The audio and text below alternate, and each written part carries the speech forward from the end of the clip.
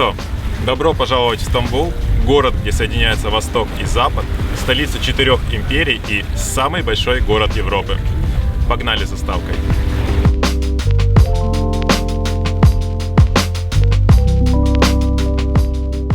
Стамбул — это уникальный город, он находится одновременно и в Европе, и в Азии. С этой особенностью связан интересный факт: этот мегаполис самый большой в Европе, но только если учитывать еще и азиатскую часть. В таком случае в Стамбуле проживает около 16 миллионов человек, и это больше, чем в Латвии, Литве, Эстонии, Молдавии и Словакии вместе взятых. Так что людей здесь действительно много и есть что посмотреть. Если же учитывать только европейскую территорию, то Стамбул будет на втором месте после Москвы.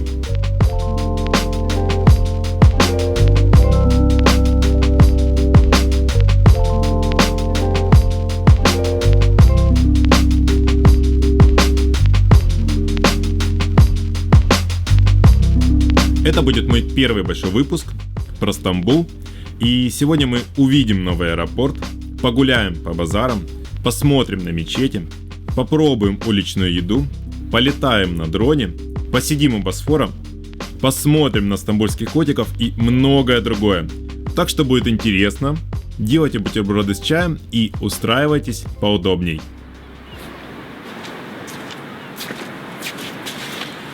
Фух. Бешеный день получился первый у меня в Стамбуле. Если коротко, то я забыл этого парня в самолете. Ну а если с подробностями, то я скачал видео на ноутбук, чтобы посмотреть, пока будем лететь с моей девушкой в самолете. Мы его посмотрели. И я положил ноутбук в передний кармашек сиденья передо мной, потому что не очень хотелось идти через всех людей, доставать этот рюкзак забитый, положить туда ноутбук. В итоге я заснул, я понял, что ноутбук остался в самолете, когда я уже был в Стамбуле, через часа два, на площади Таксим, когда мы проехали все стамбульские пробки. Но мы уже решили заселиться, я через Wi-Fi попытался созвониться с украинским МАО, объяснил им всю ситуацию, они мне не сильно смогли помочь, максимум, что дали, это номер турецкого МАО, я пытался дозвониться до турецкого МАО, минут 15, просто длинные гудки, они не отвечали. Какой-то был турецкий автоответчик. Ну, я понял, что делов не будет, нужно ехать в аэропорт и пытаться там найти свой ноутбук. Хотя в душе мне казалось, что шансов мало. Мне казалось, что ноутбук я уже не найду, потому что стюардессы, которые выполняют рутинную задачу, проверку самолета после пассажиров, мне казалось, что они могут ее делать поверхностно. Ноутбук такой же по размерам, как и журнальчик, и его действительно даже было сложновато заметить. В итоге мы поехали в аэропорт по всем стамбульским пробкам. Я там провел где-то 2 часа. Меня на первом информационном поинте отправили в одно место, оно оказалось неверным. В итоге я оббегал весь аэропорт, меня отправили в 3-4 места. На последнем информационном поинте мне сказали, что мне нужен Хаваш. Как в итоге оказалась та компания, которая сотрудничает с МАО по Lost and Found. И на последнем информационном поинте я пытался до них дозвониться минут 30. Просто были длинные гудки, я уже думал, что они ушли домой, мне скажут: извини, парень, уже после 6 вечера, они не работают, приезжай завтра. Думал, что и мой второй день будет потерян. Но в итоге они ответили, пришел парень, как оказалось, да, действительно, мой ноутбук оставили стюардессы в Lost and Found. В этот момент, мне казалось, я был самым счастливым парнем на свете. И после некоторых бюрократических процедур мне отдали мой ноутбук, и мы поехали обратно по всем стамбульским пробкам домой. В итоге самолет прилетел в 14:40, оказались мы дома в 9 вечера, голодные, злые. Вот такой вот первый день у меня в Стамбуле. Самые большие неприятности уже позади. Впереди классные 5 дней, за которые я сниму красивое видео для вас. Ну и моя первая радость — это терраса, которая есть в нашей квартире, Airbnb. Она просто прекрасна, мне отсюда никуда не хочется уходить. Так что давайте смотреть, что у меня получится дальше. Поехали!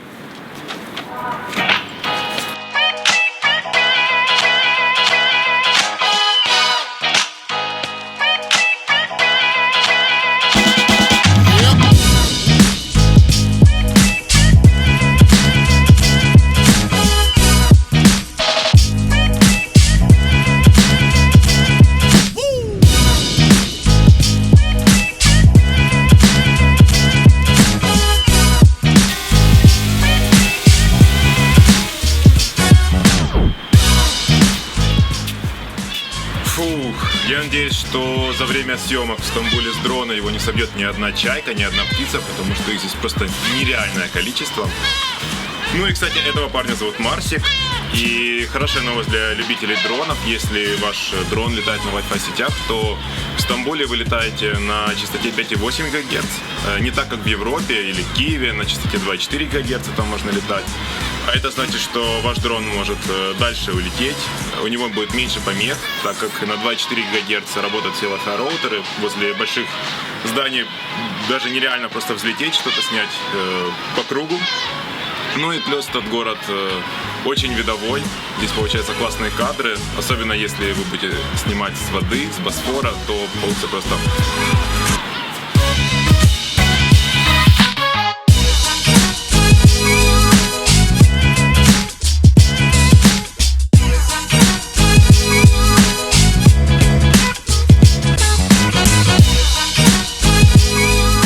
В 2018 году Стамбул и Анталия вошли в рейтинг самых посещаемых городов мира. Турция — это единственная страна, у которой сразу два города вошло в топ-10.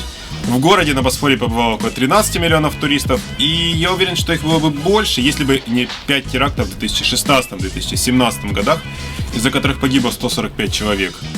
После этого туристический поток сюда сильно уменьшился, а уровень обеспечения безопасности турецкие власти сильно повысили. Возле каждого входа в торговый центр, метро, базар или дворец стоят металлодетекторы, и в целом по городу много полиции, но они все дружелюбные, и я не испытывал какого-то негатива или интереса ко мне с их стороны. А теперь к главной мысли. Стамбул — это огромный город, вот посмотрите на карту, но большинство из этих 13 миллионов туристов посещает район Фатих, плюс еще 2-3 района рядом. В этом районе, конечно же, самая большая концентрация мечетей, дворцов и других туристических мест, но побывав только здесь, нельзя считать, что вы увидели весь Стамбул. Вы увидите только его исторический центр. В этом видео я собираюсь показать не только Фатих, но и другие интересные районы. Всего Стамбул делится на 39 территорий, но начнем все-таки с главных достопримечательностей города. Это 3 мечети: Голубая, Святая София и Сулеймани. Это Голубая мечеть. Она находится на площади Султан Ахмед. С одной стороны этой площади стоит Святая София, а с другой стороны построили Голубую мечеть. Ее построил Султан Ахмед I по преданию. Он ее построил, потому что никак не мог выиграть ни одной войны, и чтобы снискать Божьей милости, он решил построить такую большую красивую мечеть. А по другой версии, он решил построить Голубую мечеть, чтобы она была больше и красивее Святой Софии, и чтобы ее было видно из всех уголков Стамбула. Когда была построена эта мечеть, получился большой скандал, потому что в ней 6 минаретов. 6 минаретов находилось только в самой главной мечети в Мекке. И чтобы уладить этот конфликт, Султан Ахмед отправил своего лучшего архитектора в Мекку, чтобы он достроил 7-й минарет. Эта мечеть называется Голубой, однако внешне она выглядит обычной мечетью. А голубая она внутри. На всех стенах лежит голубая плитка ручной работы. Сюда может зайти любой желающий, вход бесплатный, однако нужно учитывать, что вам нужно одеть правильную одежду, чтобы у вас не были открыты ноги, а для девушек, чтобы у них была покрыта голова. Однако, если вы не возьмете с собой этой одежды, то вам здесь дадут ее бесплатно. Вот время работы Голубой мечети для всех желающих. Мои ощущения от посещения этого места и Святой Софии неоднозначны. Это, конечно же, величайшие архитектурные сооружения, но они сейчас на реконструкции, во многих местах строительные леса или баннеры, плюс большие очереди. Из-за этого появляется ощущение, что ты не увидел всей той красоты, которая была заложена создателями. Я провел в очереди на вход в Голубую мечеть около 15-20 минут, но летом она может растянуться и на час. При этом, по моим наблюдениям, турист внутри проводит не более 10 минут. В общем, решайте сами, будет ли эта мечеть в вашем списке. Я лично считаю, что хотя бы один раз нужно посетить Голубую мечеть, но когда я буду в Стамбуле вновь, то район Фатих в целом я зайду далеко не в первую очередь.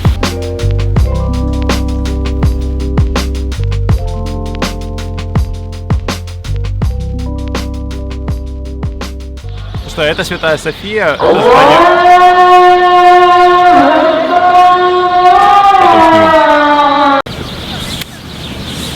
Вот так вот всегда. Только захочешь снять какое-то видео в Стамбуле, как начинается молитва.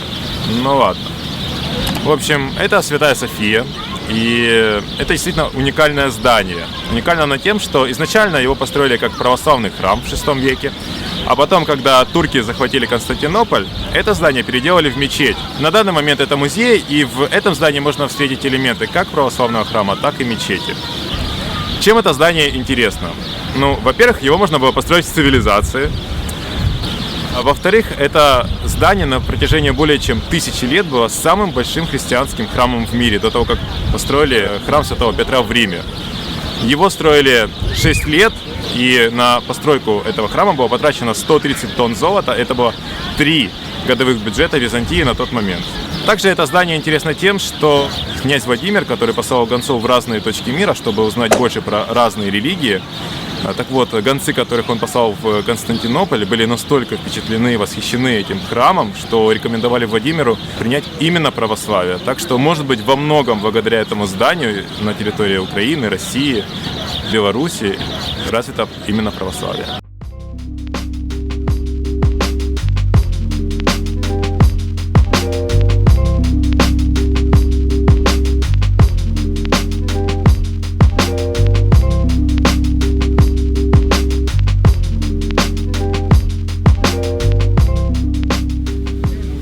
Это мечеть Сулеймани. Она считается одной из самых красивых мечетей в Стамбуле. Здесь располагается не только сама мечеть, но и комплекс бани, медресе, это мусульманские учебные заведения, обсерватория и библиотека.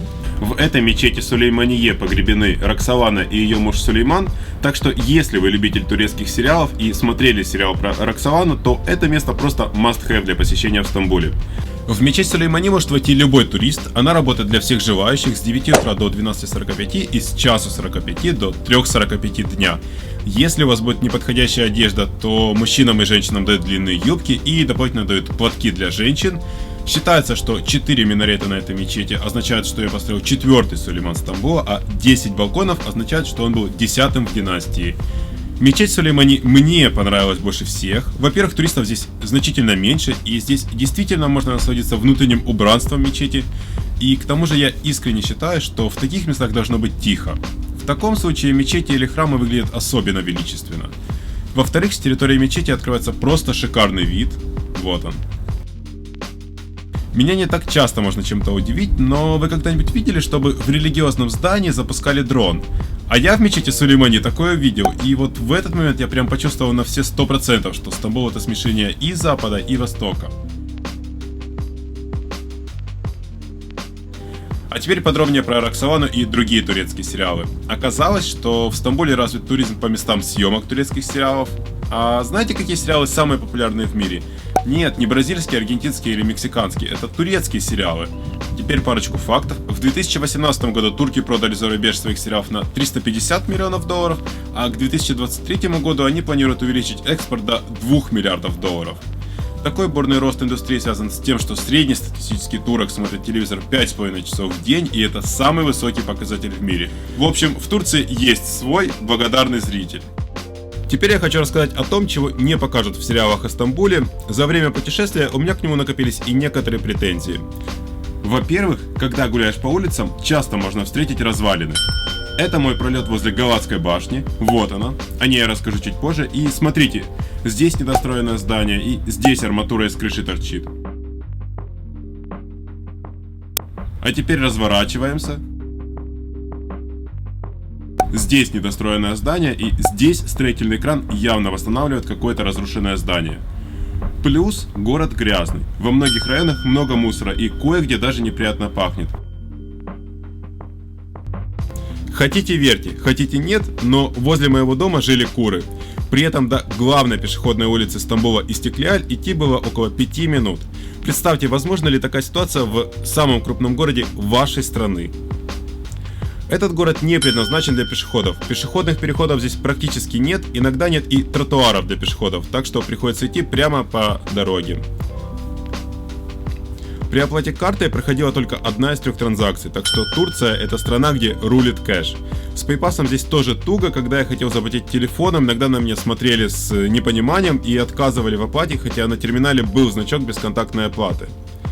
Туркам очень сложно что-то объяснить на английском. Кроме района Фатих, в большинстве мест Стамбула турки придерживаются итальянской философии, турки знают турецкий.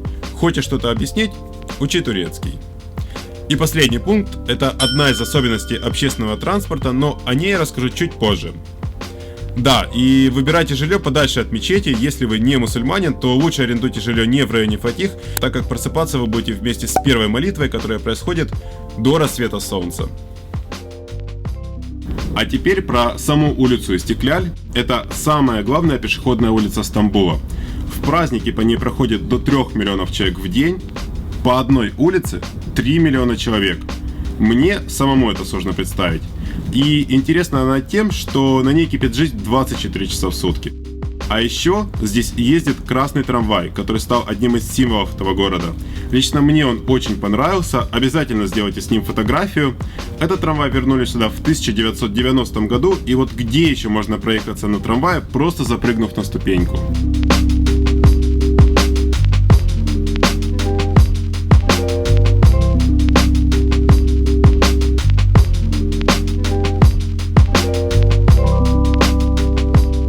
Так выглядит обычная улица в 2 минутах от Истикляль. А теперь вспомним географию. Какой город является столицей Турции? Анкара, Анталия, Стамбул или Тегеран?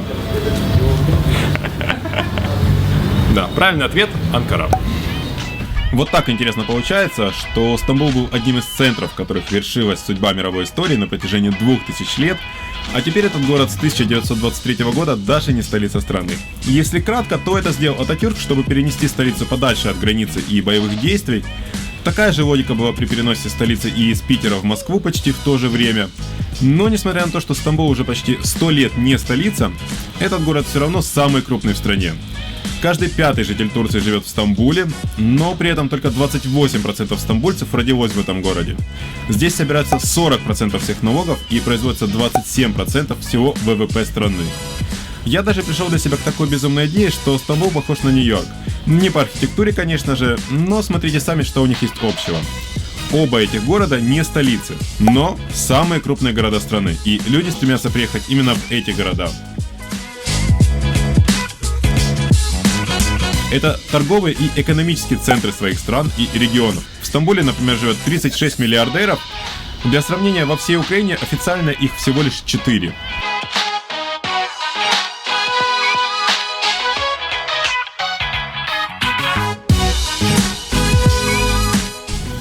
Это мировые туристические центры. В 2018 году в Нью-Йорке было 13,6 миллионов туристов, а в Стамбуле 12,8. Очень близкие цифры. Я нашел два сходства Стамбула с еще одним американским городом. Это Сан-Франциско. В этот раз по архитектуре. Здесь есть вот такой красивенный мост через Босфор. Ничего не напоминает?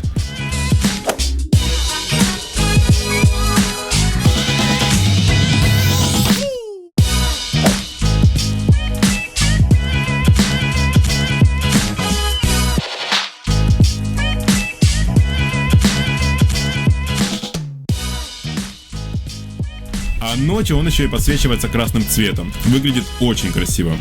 Вообще в самом Стамбуле не так много мостов, их всего лишь 2, и во многом именно из-за этого и небольшого количества веток метро для такого большого города здесь очень большие пробки.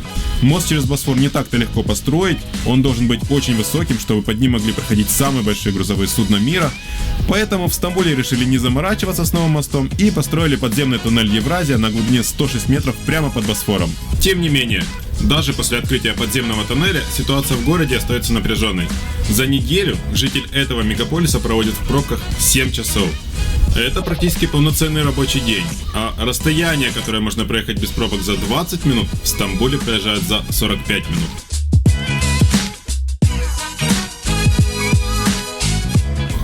Второе сходство Стамбула с Сан-Франциско – этот милый район Арнавуткёй. Он расположен на берегу Босфора, и здесь много деревянных домиков.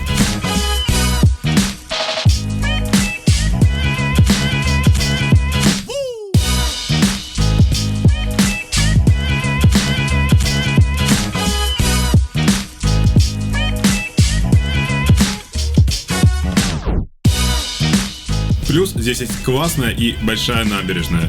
Советую приезжать именно сюда, чтобы понаслаждаться проливом, так как в центральных районах набережная есть только в районе бухты Золотой Рог, а вот вдоль Босфора на европейской части я ее не нашел.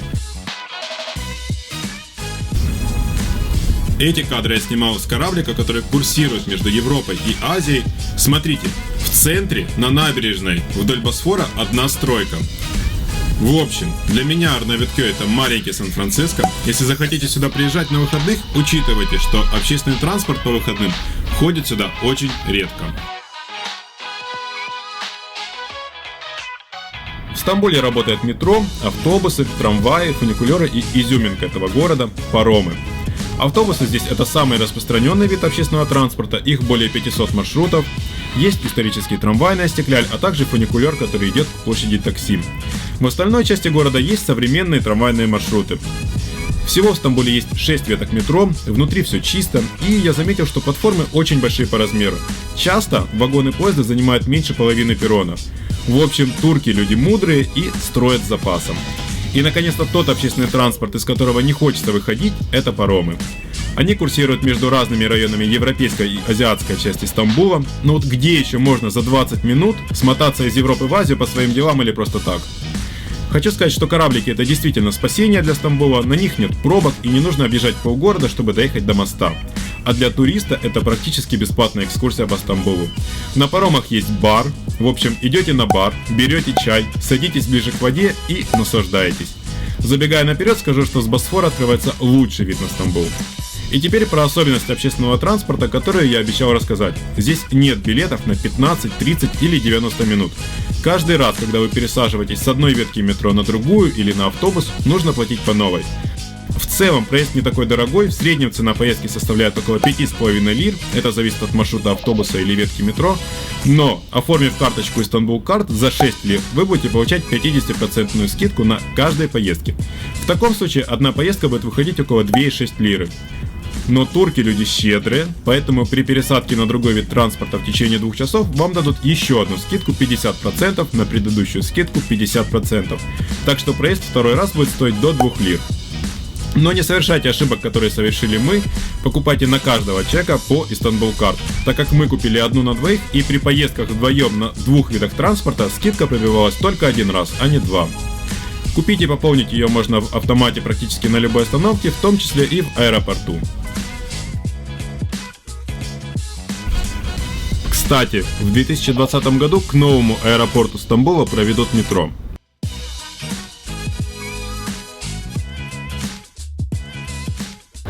Стамбульский аэропорт.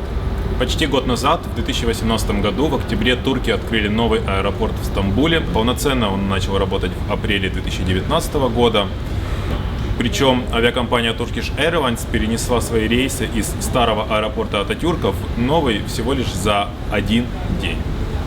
Он находится в 35 километрах от Стамбула. К 2020 году сюда планируют провести метро. Сейчас отсюда можно уехать либо на такси, либо на автобусе, но маршрутов достаточно много, около 20, и все они стоят недорого, там, до 20 лир. К 2023 году аэропорт заработает полноценно, и турки заявили, что их цель дойти до 150-200 миллионов пассажиров в год. Это очень амбициозно, потому что я загуглил самый большой аэропорт в мире по пассажиропотоку в 2018 году. Это был аэропорт Атланты в США, и через него прошло 107 миллионов пассажиров в год. Естественно, такой большой аэропорт строили с целью того, чтобы Стамбул стал перевалочным хабом между Востоком и Западом. Также этот аэропорт является хабом для Turkish Airlines и еще нескольких авиакомпаний. Ну, самая главная из них Turkish Airlines. С помощью нее можно улететь, в принципе, почти в любую точку мира. Инвестиции в этот аэропорт составили 26 миллиардов долларов. Я посмотрел в интернете, что годовой доход Беларуси в 2018 году составил 22,5 миллиарда долларов. То есть этот аэропорт стоит дороже, чем все, что зарабатывает Беларусь за целый год. Планируется, что сюда будет прилетать 150 авиакомпаний, будет 6 взлетно-посадочных полос, будет 4 терминала, отель, несколько мечетей, парковка на 70 тысяч автомобилей. Когда гуляешь по duty-free, складывается впечатление, что ты находишься где-то в очень большом торговом центре. Этот аэропорт начали строить, потому что не было возможности расширить старый аэропорт Ататюрка, который находился в городской черте Стамбула, в густонаселенном районе. Мне лично понравилось то, что здесь больше 140 телетрапов, и почти на каждый рейс ты выходишь из терминала сразу в самолет. Когда мы приземлились, еще около 20 минут наш самолет рулил к месту своей парковки. Ну и по моим ощущениям, аэропорт действительно просто огромный. В duty-free висят табло с надписями гейтов и сколько минут до них идти. Так вот, до самого дальнего нужно было идти 18 минут. Так что если вы будете улетать из этого аэропорта, всегда закладывайте плюс 30 минут, чтобы, не дай бог, вы потерялись и смогли успеть к вашему гейту, к вашему самолету. В Duty Free можно бесплатно продегустировать рахат лукум, так что опоздать на свой рейс действительно легко.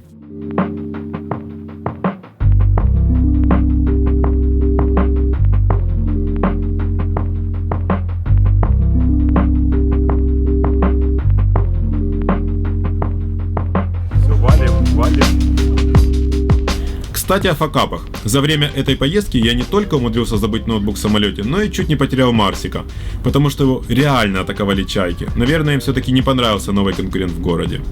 Плюс, пока я был в Стамбуле, в 80 километрах от города произошло землетрясение магнитудой 5,8 балла, а это очень даже немало. Ну и самое главное, я не попал на стамбульское дерби Галатасарай-Фенербахче.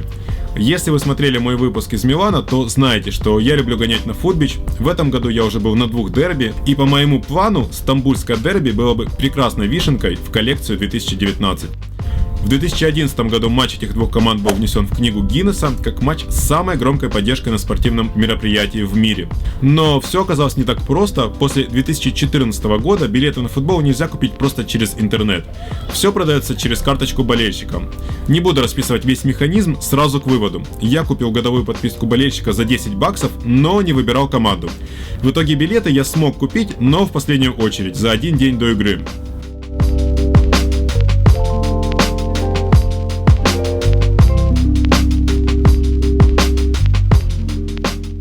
Не меньше, чем побывать на футболе в Стамбуле, я еще хотел бы попробовать настоящей стамбульской шаурмы и другой уличной еды.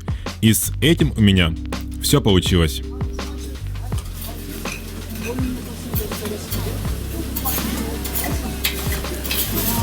Обычная шаурма.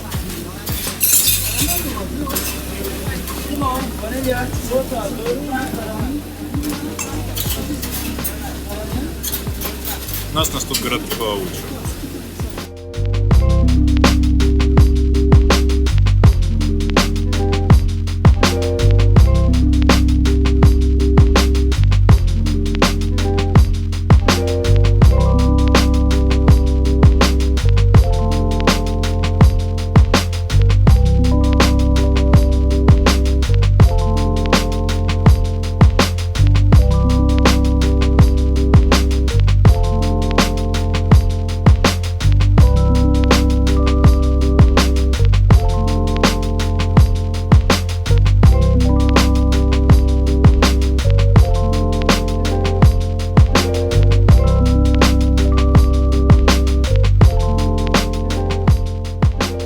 В общем, взял в Стамбуле жареные каштаны. Ну так они выглядят. По вкусу напоминают, знаете, такую запеченную сладковатую картошку. Не могу сказать, что это прям мой топчик, но если будете в Стамбуле, обязательно попробуйте. Только не вздумайте жарить каштаны, которые растут в вашем городе. Для этого нужно использовать специальный сорт, который растет возле Стамбула, в Турции.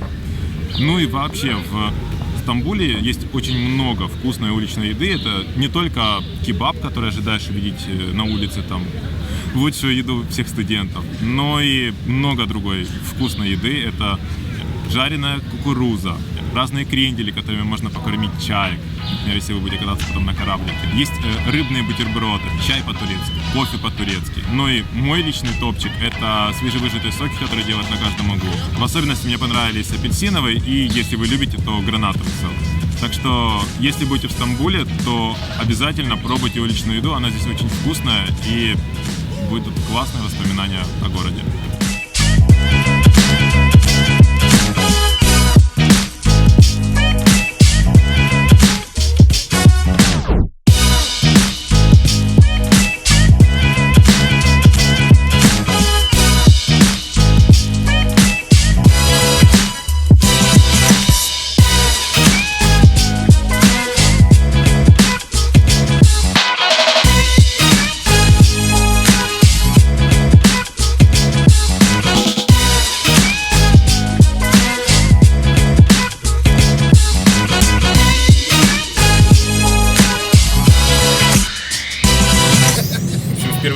попробую айран.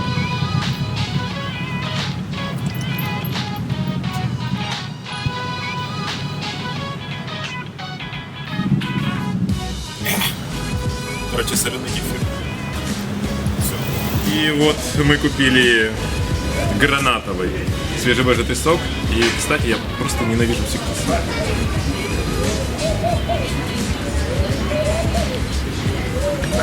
Как это пьет моя девушка, я не знаю. Все, держи. Я рекомендую приходить в Стамбуле в кафешки, пробовать турецкий чай, турецкий кофе, турецкую еду. Может быть, они вам понравятся, это на любителя, но вид вас точно впечатлит. В Турции мое имя Дима расшифровали как имам.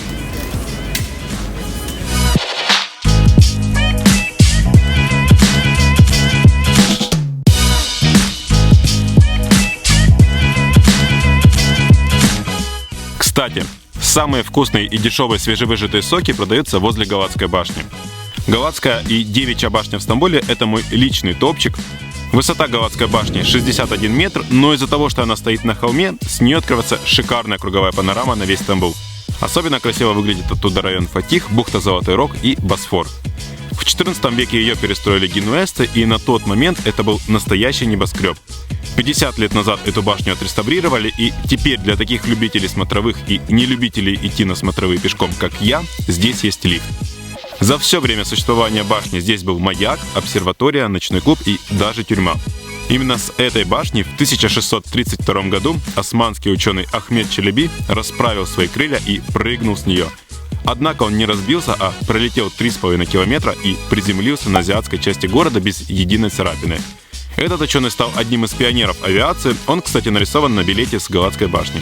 Если вы собираетесь сюда приходить, то приготовьте кэш, карты не принимаются, и приходите либо к самому открытию, это 9 утра, в таком случае мы сюда простояли около 15 минут, либо на закат, здесь будет особенно красиво. Днем сюда обычно длинные очереди, так как наверху не так много места, то пускают на нее ограниченное количество людей. Мой второй топчик в Стамбуле – это Девичья башня. Мне сложно это как-то описать, но когда я впервые увидел Девичью башню еще в Ютубе, понял, что сюда я точно приду. Это был таможенный пункт, дозорная башня, маяк, карантинная станция, тюрьма и ресторан. Ее высота 23 метра и находится она в 200 метрах от азиатской части города. И вот от Девичьей башни я прям кайфанул. Рассказываю план действий. Приходите к ней в хорошую погоду, садитесь напротив, там есть маленькие диванчики, как в чайхане. Берете турецкий чай и наслаждаетесь видом на Девичью башню и Босфор. Я там точно провел больше часа, и это было классно. Кстати, кайфанул от этой башни не только я, но и Айвазовский, который написал картину «Вид Леандровой башни в Константинополе» и изобразил на нем Девичью башню.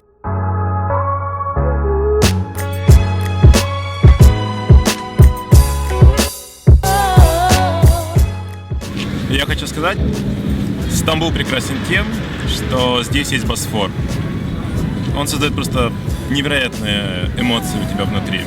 Сейчас я, кстати, впервые в жизни нахожусь в Азии, пью турецкий чай и наслаждаюсь видом на Босфор и на европейскую часть Стамбула. И с одной стороны, это очень похоже на европейский город. Здесь проходит много корабликов, красивый холмистый город, везде застроенный, красные крыши. У меня внутри создается ощущение, как будто бы я в Венеции. А с другой стороны, ты присматриваешься, видишь мечети, видишь людей, которые вокруг тебя, видишь такие мягкие диванчики, которые присущи ближневосточным странам. И с другой стороны, у тебя получается внутри ощущение, как будто ты в Азии. И вот этот прекрасный микс, который у тебя появляется в Стамбуле, он невероятен. И я искренне рекомендую провести возле Босфора вечер, чтобы встретить здесь закат, посмотреть на кораблики, которые проходят мимо. Если есть возможность, несколько вечеров. Это будут прекрасные воспоминания, которые надолго вам запомнятся.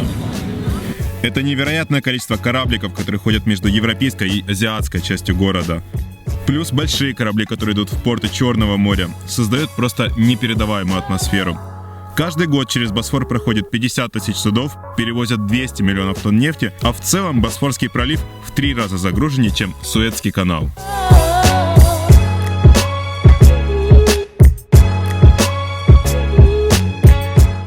Продолжаем нашу викторину. Каким морем омывается Стамбул? Мраморным, Средиземным, Черным или Эгейским? Да, мраморным. Босфор связывает Мраморное и Черное море, но именно Мраморным морем омывается город. Кстати, это там был эпицентр землетрясения, во время которого я был в Стамбуле. Еще одно классное место возле Босфорского пролива – вот эта цветная лестница. Найти ее можно в паре сотен метров от Starbucks, который находится в районе Бейоглу.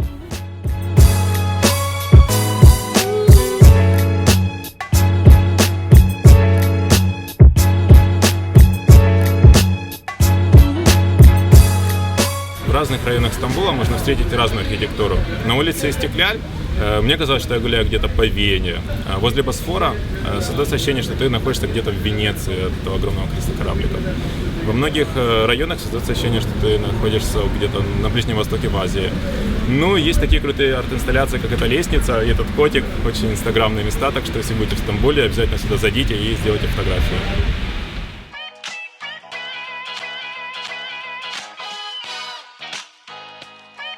В Стамбуле очень много котов. Их здесь любят и подкармливают. Если кот лежит на входе в магазин, то его обойдут. Если кот лежит на стуле в кафе, то его никто не будет сгонять, а просто сядут за другой столик. Устроился. Даже не знаю, что будет делать владелец этого мотоцикла или владельцы этих машин. А все потому, что турки верят. Когда коты попадают в рай, они рассказывают Аллаху, кто и как о них заботился. Возвращаемся к этому котику в район Фатих. Хочу показать еще пару мест, которые посещают большинство туристов в этом районе. И покажу одно не очень популярное место, которое для меня стало прям топчик. Базары. В Стамбуле есть два главных базара. На втором месте египетский базар. Почему египетский? Потому что раньше все пряности, специи, чаи и так далее везли в Турцию через Египет. Если вы хотите прогуляться по Восточному базару так, чтобы он не поглотил половину вашего дня, то идите сюда. Ну и самый главный и крупный базар Стамбула – это Гранд-базар. Он был основан в 1461 году. Один из самых крупных рынков в мире. Это полноценный крытый город. Здесь 61 улица, 18 фонтанов, 12 мечетей, школа, баня, кафе, пункты обмена валют и так далее. 250 тысяч человек в день посещают Гранд-базар. Мои советы. Здесь очень легко потеряться, так что запоминайте, где вы ходите. Обязательно торгуйтесь. Иногда можно сбросить цену в 3-4 раза. У них это в генах. Турки получают удовольствие от того, что вы будете торговаться. Если зайти на базар и попробовать все, что дают бесплатно, то после этого можно и не обедать.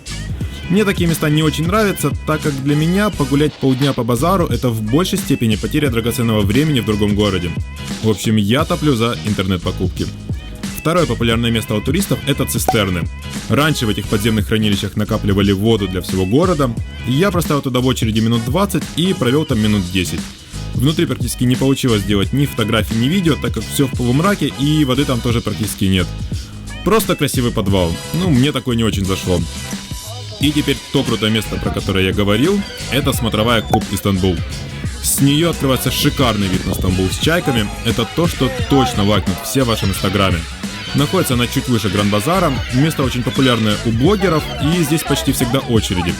Для фотографии вам дают место, с которого открывается вид на Стамбул, ковер и еду. Все это только для фотографии, не для еды.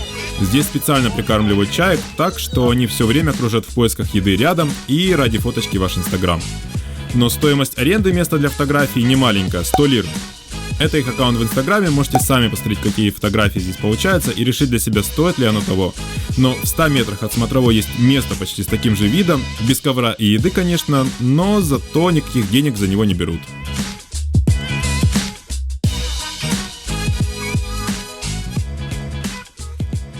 Хочу показать еще два района в Стамбуле. Первый – это старый еврейский квартал Балат, и здесь очень много разноцветных домиков. Обязательно одевайте сюда удобную обувь, так как этот район находится на холмах, и лучше одевайте одежду поскромнее, так как место не супер популярное и туристов здесь не очень много.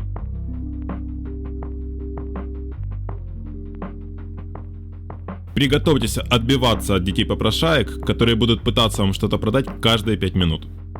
Знаете, за что мне понравился Стамбул? За то, что в любой момент ты можешь натолкнуться на очередной памятник архитектуры. В общем, решил я взлететь Марсиком в Балате. Кстати, оттуда получаются классные кадры. А в 200 метрах от меня оказались древние стены Константинополя. Ну, посмотрите, какие они были мощные. Второй район – это Артакей. Он находится рядом с мостом через Босфор, и здесь нужно наслаждаться красотами этого моста и пролива днем и ночью. А еще здесь есть большой движ по вечерам, так что вам будет не скучно провести здесь вечер.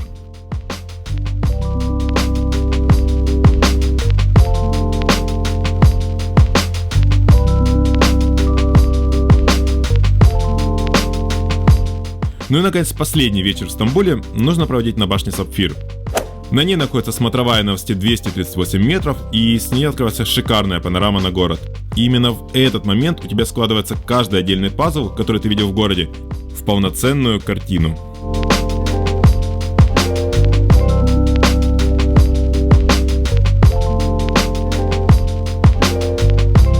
Ну что, пришло время записывать финалочку. Сегодня 5-й день, который я провожу в Стамбуле, и после этих проведенных дней у меня остались неоднозначные чувства.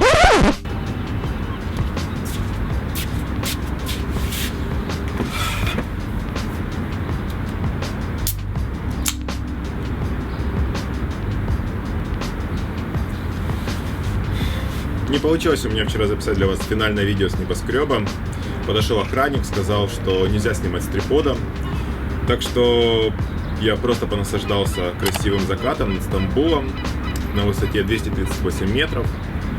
Ну а сегодня последнее утро, и пришло время подводить итоги. Через 5 часов у меня самолет обратно домой. И что хочется сказать. За 5 дней, проведенных в Стамбуле, у меня остались от него достаточно неоднозначные эмоции. Если говорить про плюсы, то здесь большое количество достопримечательностей, и 5 дней мне не хватило, чтобы обойти их всех. Здесь есть Босфор, и он просто прекрасен. Когда ты сидишь возле пролива, смотришь на маленькие кораблики, которые возят людей между Европой и Азией за 20 минут. Когда ты смотришь на большие корабли, которые возят контейнеры в порты Черного моря, создаются просто невероятные эмоции лично у меня. Этот город холмистый, здесь есть много смотровых, здесь есть много кафешек, с которых открываются просто замечательные виды. И лично мне это очень нравится.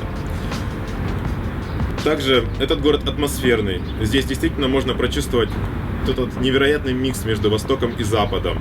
Но это даже сложно объяснить словами. Мне кажется, просто нужно приехать и прочувствовать это. Уличная еда. Ее здесь действительно много, и она очень вкусная. Лично мне больше всего зашли свежевыжатые соки, которые делают на каждом углу. Это прям топчик. Если говорить про минусы, то они здесь также присутствуют. Даже если отойти на 100 метров от популярных туристических мест, то можно найти какие-то разрушенные здания, непонятные гравийные дороги. В общем, я не ожидал такого увидеть в самом крупном городе Европы. В большом количестве районов можно увидеть грязь, непонятную вонь почувствовать. В некоторых районах, вот когда мы приехали в Балат, к нам постоянно подходили дети-попрошайки, каждые 5 минут предлагали что-то купить за $1, предлагали куда-то провезти, и они понимают только по-турецки, ты им ничего не скажешь, они ничего не понимают. Если говорить про английский, то кроме района Фатих, это место, где находится Голубая мечеть, Айя София, мечеть Сулеймани и так далее. Нам было достаточно сложно объясниться на английском языке. Большинство турок не понимают по-английски, и во многих случаях было проще объясниться на русском языке. Ну и последним пунктом я выделил достопримечательности. Большинство из них религиозного характера. Лично для меня это не тот самый топчик, который я хочу увидеть, приезжая в другой город. В целом видно, что Стамбул — это город, который развивается, здесь многие здания реконструируются. Если вы сюда приезжаете в первый раз, то обязательно посетите все разрекламированные туристические места города. На это вам потребуется минимум 3 дня. Я лично поставил Стамбул 6 из 10, девушка поставила 7 из 10. Сейчас постараюсь объяснить почему. Мы живем возле площади Таксим, и здесь очень много грязи. При этом до главной пешеходной улицы Стамбула Истекляль здесь идти 7-8 минут. Однако я с удовольствием вернусь в Стамбул, только сниму квартиру с видом и террасой на Босфор, пойду пить турецкий чай в видовую кафешку, буду смотреть на чаек, потом пойду к Галатской башне и выпью свежевыжатый апельсиновый сок. И это будет просто замечательный день, проведенный в Стамбуле. Вот таким получился мой первый большой выпуск про Стамбул. Мне кажется, что этот город не может оставить равнодушным. Его можно либо полюбить, либо нет. Так что приезжайте в Стамбул сами и поймите, вы полюбили этот город, либо нет.